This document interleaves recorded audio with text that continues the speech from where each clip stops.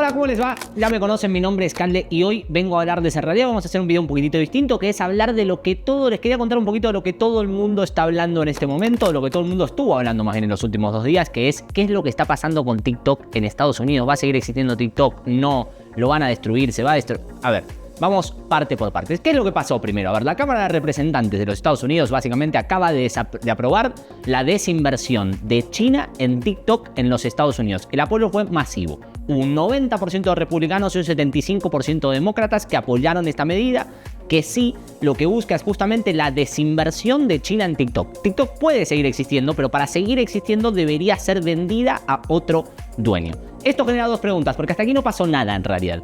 Esto, para ser real, debería ratificarse en el Senado. Hasta ahora lo único que pasó es que lo aprobó la Cámara de Representantes. Nos abre 2 preguntas. Pregunta número 1, ¿qué va a pasar en el Senado? Puede pasar cualquier cosa.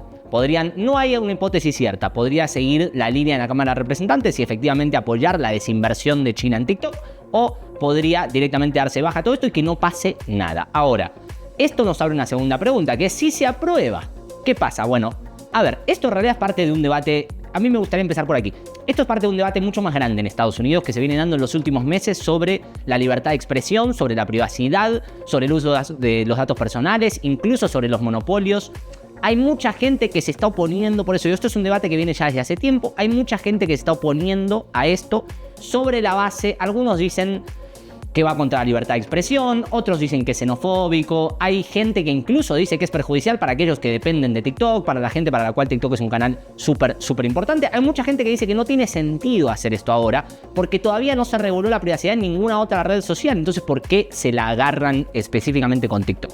Bueno, vamos por pasos. Esto es un poco de contexto político. Hasta aquí, esto no es tan así, la verdad. Digo, esta última parte de que solo se regula TikTok no es tan así. Biden, en este mandato, si algo que sí hay que decir es que reguló la privacidad digital como ningún presidente lo había hecho antes. Y por el otro, regular TikTok también es regular al resto de las plataformas digitales. Esto no es un hecho aislado, no es solo TikTok. Vamos a aclarar un poco por qué digo que Biden reguló la privacidad en Estados Unidos como nadie. Bueno, un poquitito de historia, un poquitito de contexto también aquí.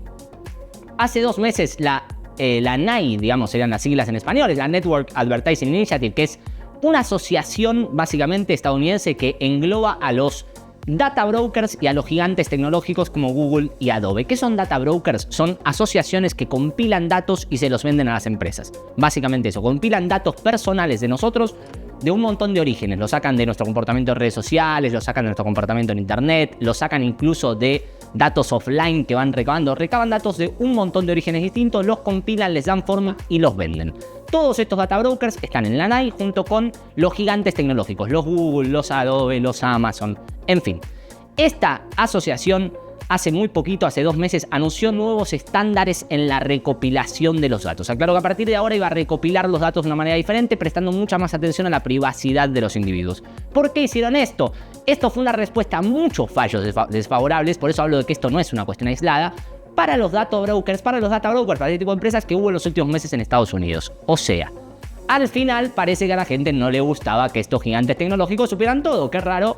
Eso, ¿quién hubiese imaginado que a la gente no le gustaba que Google supiera cuándo vamos al baño, cuándo estamos en la cocina, cuándo cocinamos, qué cocinamos, con quién estamos, que es básicamente el nivel al que hemos llegado ahora? ¿Quién es el que presenta estas demandas en Estados Unidos contra los data brokers? Es una agencia gubernamental que se llama FTC, es la Federal Trade Commission, que es básicamente una especie de Profeco en México, básicamente una asociación de defensa al consumidor. Hasta el gobierno de Biden, la justicia americana, cada una de estas demandas que el FTC hacía a favor del consumidor, a favor de la privacidad, nunca se fallaba a favor del FTC. Siempre la justicia americana fallaba en contra del FTC, porque ¿cómo era que funcionaban hasta ahora? Lo que podemos ver ahorita todavía en internet, que es, las empresas ponen un form y listo, pones un form, aceptas el uso de cookies, aceptas el uso de esta información, sí lo acepto, y ya si tú le diste sí acepto, puedes hacer lo que quieras con mi información. Lo cual es un poco raro porque estos forms son cada vez más complejos. Dime algo, ¿tú leíste los términos y condiciones de la última vez que pusiste aceptar cookies en un formulario? ¿Sabes qué información está recopilando tuya? ¿Crees que estaría bien que usen esa información? No sabes ni qué información tienen. Entonces, no es tan sencillo como pongo un form, o eso es lo que se está viendo ahora, que no es tan sencillo como pongo un form, reviso la información, la gente acepta, si diste aceptar ya está. ¿Cómo? ¿Por qué no es tan sencillo que vienen pasando? En agosto de 2022, el FTC, como tantas demandas que hace, le hizo una demanda a un data broker en particular, a un data broker que se llama Kochava. ¿Cuál fue el argumento, del FTC para esto? Que usar cierto tipo de información era ilegal independientemente de si el usuario había dado consentimiento o no. Esta lógica es un reclamo muy novedoso. Esta lógica que usaban es un cambio de paradigma, porque hasta ahora lo único que se ponía en juego era si la información se había obtenido de forma legal o no se había obtenido de forma legal. En este caso puntual, lo que se dice es, no importa cómo se obtuvo la información, lo que sí importa es que la uses, sea como sea que la hayas obtenido. En enero de este año, la justicia falla contra un data broker que se llama XMode Social por vender datos de ubicación muy sensibles, como clínicas de fertilidad, templos religiosos, refugios para víctimas de abuso doméstico. A ver, imagínate que tú estás haciendo un tratamiento de fertilidad, hay una empresa que tiene ese dato y vende el dato de la clínica de la fertilidad a la que tú estás asistiendo. O vende, por ejemplo, el dato de que tú estás yendo a un refugio porque eres víctima de abuso doméstico. Eso fue vallado por la justicia de Estados Unidos, declaró que era ilegal, incluso si tú habías dado consentimiento para que se recaben esos datos sobre ti. Y el fallo gigante fue en febrero de este año, que fue el mismo argumento contra Kochava. Mismo argumento, no importa si diste el consentimiento, eso es lo que pasó por primera vez en estos dos casos.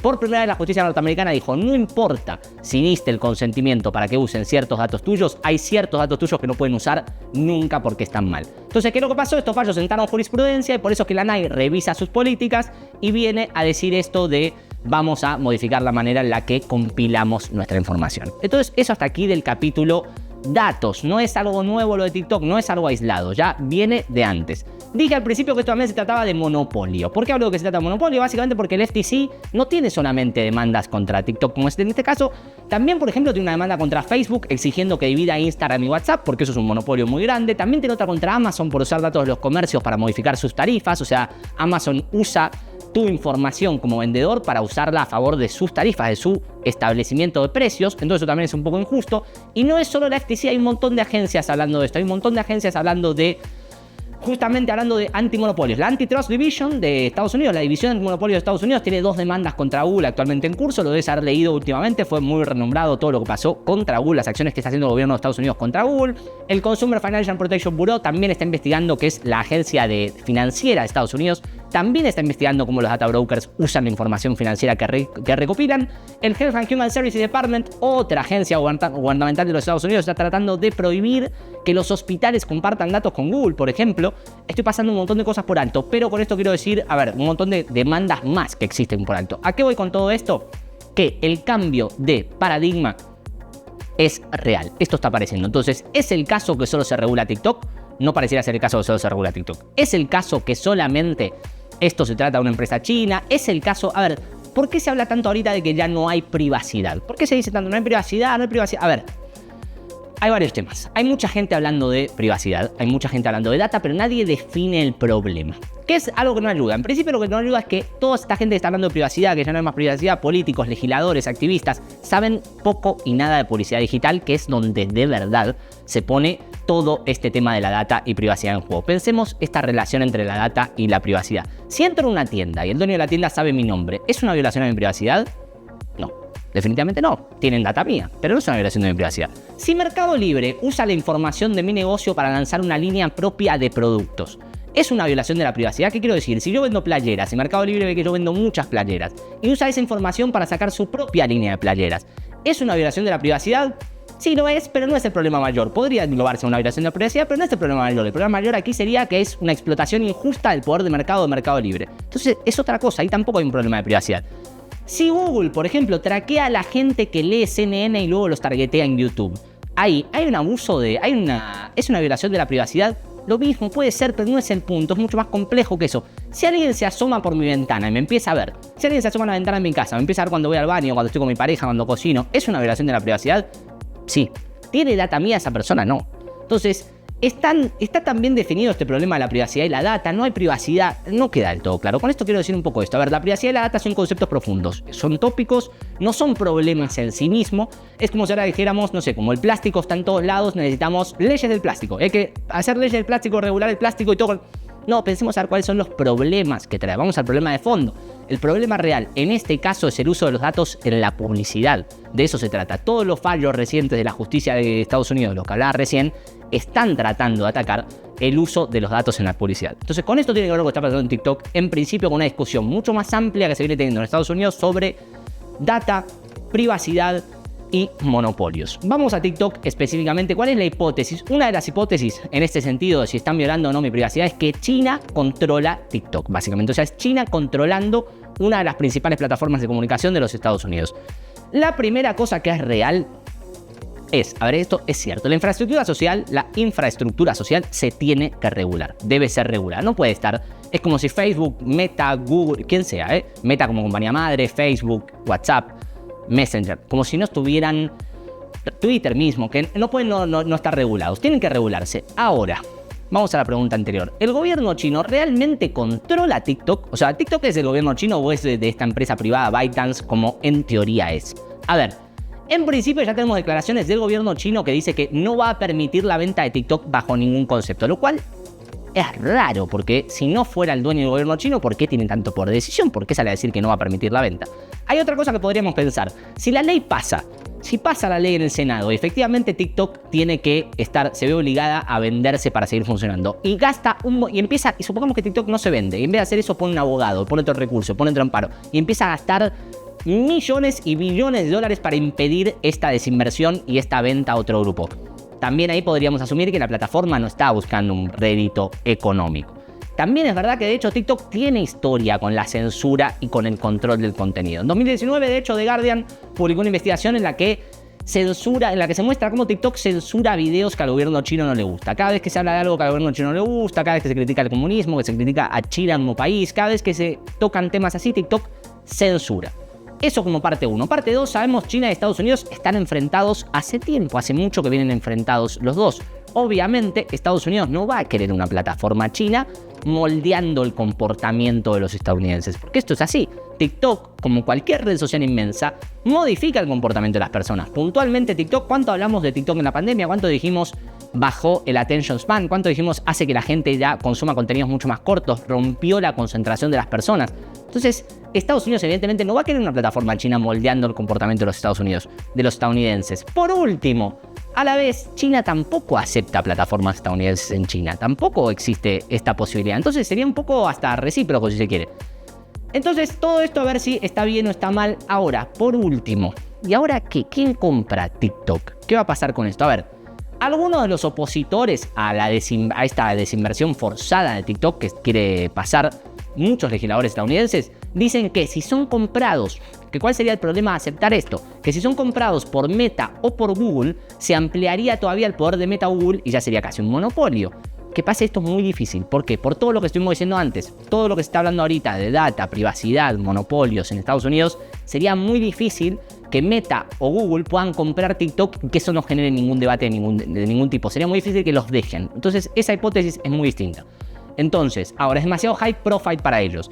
Hay otra también, hay otra crítica que es el exsecretario del Tesoro de Trump, Steve Mnuchin es el nombre, lo puedo estar diciendo mal, pero es el exsecretario del Tesoro de Trump, dijo que ya está formando, esto lo declaró ahorita, que ya está formando un grupo empresario para comprar TikTok, lo cual también trajo críticas, porque si efectivamente esto sucede, quedaría Twitter en manos de Elon Musk, TikTok en manos de Mnuchin, ahí están muchos demócratas diciendo los grandes medios de comunicación en Estados Unidos quedarían del lado de los republicanos. Ahora, ¿es mejor que TikTok lo tenga China o es mejor que lo tengan los republicanos? No es claro, no nos vamos a meter nosotros en este debate, pero por eso suscitan tantas posturas de un lado y del otro, por eso encontramos todo. Ahora, último punto, ¿qué significa esto para los emprendedores latinoamericanos? A ver, en principio, es difícil, esto tenemos que empezar diciéndolo así, es difícil, es casi imposible directamente que prohíban TikTok en Latinoamérica, la verdad es que es difícil. De hecho, particularmente en México, se lo preguntaron al presidente, a López Obrador, a nuestro presidente actual, el año pasado en la mañanera. Le preguntaron específicamente si había alguna posibilidad de prohibir TikTok en México. Su respuesta fue que estaba prohibido prohibir, que él nunca iba a prohibir nada, que creían en un esquema, en un país libre en el que todos podían hacer lo que quisieran y no iban a prohibir nada, por lo cual no había posibilidad de que eso pase. Eso lo dijo López Obrador el año pasado. De hecho, Latinoamérica en general tiene una tradición de ser mucho más laxa con el uso de los datos en general, con el uso de los datos, con la privacidad. Es por lo general muchísimo más flexible. Tú fíjate que si entras a un sitio web latinoamericano, no te suele aparecer el formulario de aceptas estas cookies. ¿Por qué? Porque no es obligatorio. Por ley en Latinoamérica no lo tienes que hacer. Ahorita en Estados Unidos, en Europa, sí. Entonces, ¿es probable que se baje TikTok de Latinoamérica en un futuro cercano? No, es prácticamente imposible. Ahora, si eres un emprendedor que vende a Estados Unidos y TikTok para ti es un canal relevante de ventas, ahí sí deberías empezar a prepararte para algo que puede suceder, que es que efectivamente el Senado valide lo que ya aprobó la Cámara de Representantes y que TikTok se caiga a Estados Unidos, porque si TikTok no estuviese permitido más en Estados Unidos, incluso tú estando desde México, no te va a servir más ese canal. ¿Qué empezaría a hacer yo en este caso? Empezaría a ver cómo muevo todas esas campañas de TikTok, estar preparado para que, digamos, no cancelaría nada de una vez, pero estaría preparado para que eso pase. Estoy cerrando con esto. ¿Cuál es la moraleja importante? Igual detrás para cualquier emprendedor latinoamericano, ¿cuál es una moraleja que yo saco de esto? Es algo que yo digo mucho, que muchas veces parece que soy catastrófico cuando digo estas cosas, pero la verdad es que no.